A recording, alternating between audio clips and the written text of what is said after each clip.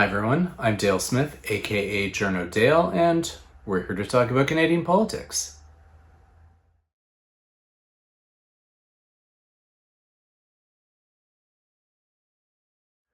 It's time to take some of your questions, and we're going to start on Twitter this week with Nolan Stoka, who asks, what happens if a government fails to pass the estimates by the fiscal cycle deadline? Example, filibuster leads to supplementary estimates not being passed by December 10th. So there's a couple aspects to this particular question in terms of how the filibusters work. One of the things to remember is that there is a process in committee for parties to study the estimates, and those can sort of be filibustered, but not really, because what happened in 1968, and this is something that I detail in my book, is that at the time, the Liberal government of the day decided that they got tired of parties filibustering the estimates in committees, and so they passed a rule that says that if the committees don't pass their estimates by a certain date, then they are deemed adopted, which means that if the committees don't actually do the work, it counts as being done anyway, and then it goes to the House of Commons for the vote. So that's how that really means that filibustering can't really work for estimates votes because they've basically made a rule against that. As for in the House of Commons, there aren't any really particular mechanisms to filibuster at that point. Estimates, once they come back for committee, are basically just a straight up vote, and you can't really filibuster those. We've seen them try to extend the votes. That's what some of these vote-a-thons have been, is they're all on estimates votes, and it's all just kind of making them go line by line instead of batching them or doing the estimates as a whole package and passing them all in one fell swoop. There is also this tactic that the Conservatives in particular have been using over the past number of years, which is to just kind of slow the votes down and make them kind of stretch out as long as possible by kind of doing line item by line item by line item. The danger in that is that it winds up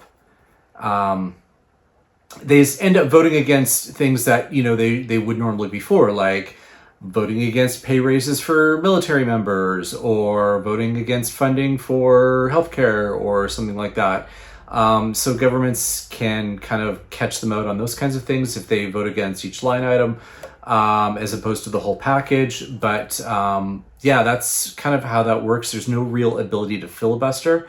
What that winds up meaning is that what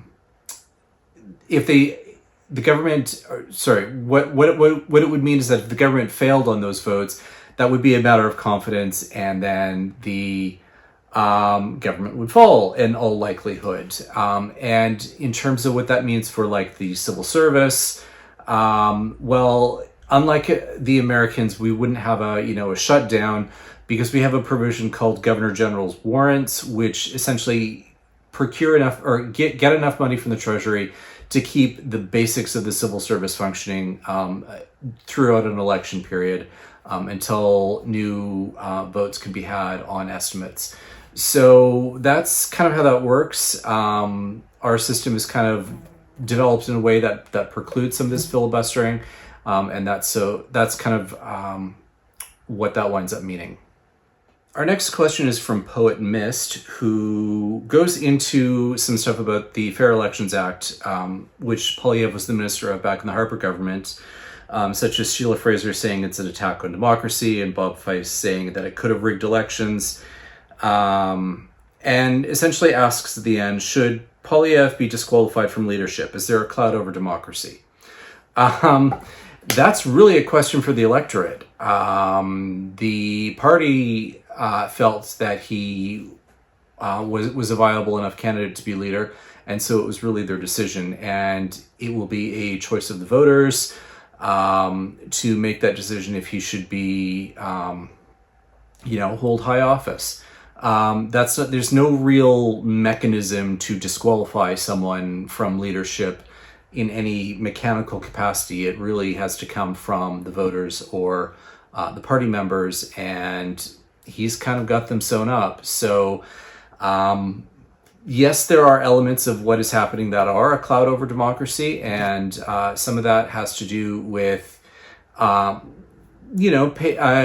using pages out of the authoritarian playbook, which we should really be paying attention to. But that's really, again, it's a question for the electorate to essentially mobilize and organize against this kind of thing. There is nobody who can swoop down and disqualify him from anything as a result of that.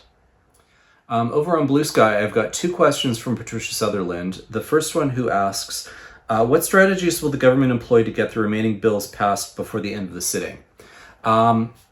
So what that tends to mean is midnight sittings, time allocation, and programming motions. And we are seeing all three happening because, and this is the kicker here, because the NDP is willing to play ball on these things. The NDP is not always willing to play ball in terms of moving these kinds of motions in order to get things passed. Sometimes they are content to let the government be embarrassed and not let things pass. However, they are currently motivated to get these bills passed because there are things that they want to happen. These are things like the pharmacare bill, like some of the programs in the budget implementation bill, the anti-scab bill. These kinds of things, they're all things the NDP are really concerned about and really want to get passed.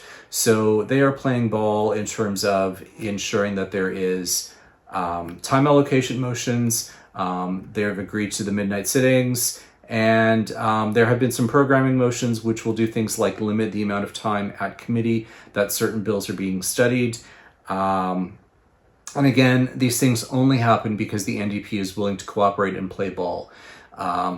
Normally, otherwise, the government is kind of at the mercy of, at least in a minority parliament like we're in currently, the government is essentially at the mercy of the other parties, and we have the Conservatives who are playing procedural warfare on absolutely every single bill, and that's why things are dragging out for so much. Like the fall budget implementation bill is still not passed, and it is end of May, because again, there's been a lot of procedural warfare and delay.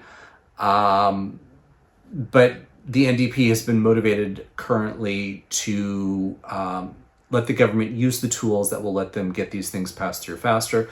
So we're seeing a lot more of that currently. We'll see how many bills they will agree to let that happen for the next number of weeks before the summer break. But those are basically the tools, and the fact that they've got a willing dance partner to let them use them. Patricia's second question is, in your occasional media critic role, why do we have pundit panels on political shows? Why are they treated as knowledgeable on everything from foreign policy, national security, the economy, environment policy, etc.? What would a better panel model be? So the reason we have pundit panels is because they are easy to book. When you are running a political show that runs 1 or 2 hours a day, you need reliable people who you can call up to do segments.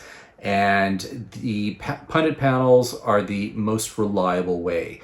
That means they've got a stable cohort of people who are assigned certain days, and then they will do their assigned time and talk about anything under the sun. And it is kind of up to them to kind of have a grasp of what's going on in the news of the day so that they can come up with some kind of some kind of comment on it, particularly from their partisan perspective, because they all have to have different partisan representations, because balance, and that's why we get these same panels day in and day out. Obviously, the better model is to get actual experts to come in and discuss news of the day issues in a more in-depth format, but that relies on a lot of challenges around booking.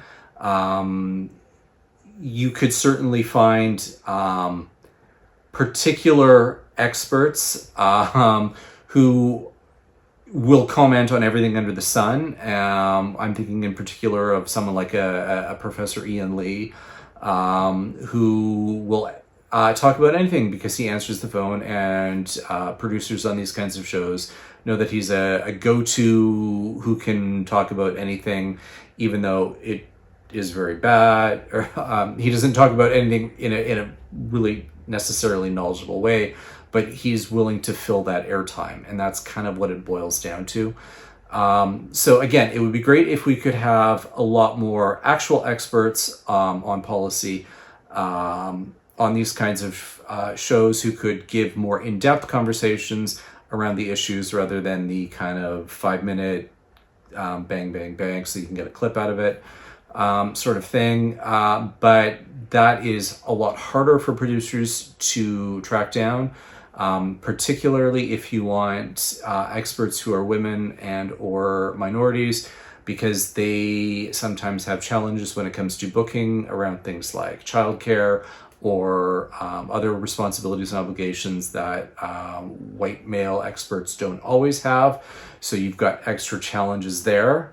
And again, when you are on a hard deadline or on a hard clock for these panels and have so much time that you need to fill in a day, it becomes very hard for producers, and therefore that's why we wind up with these pundit panels, which are generally not great, but that is the reality of television. And if we had a lot more time and budgets and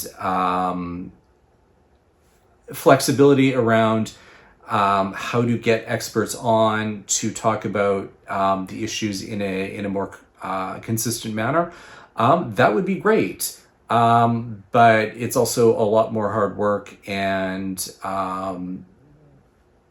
harder for shows to do, unfortunately, and that's kind of why we're stuck with what we've got. And it's not the best, but I understand those are the realities of production, and that's why we have them. And that's it from this week. Thanks for all of your questions. We'll be back next week with some more Canadian politics. I'm Dale Smith. That's at journo_Dale on Twitter, and journodale_no_ on Bluesky. And don't forget to like the video, share, subscribe, and support us on Patreon. Thanks, everyone.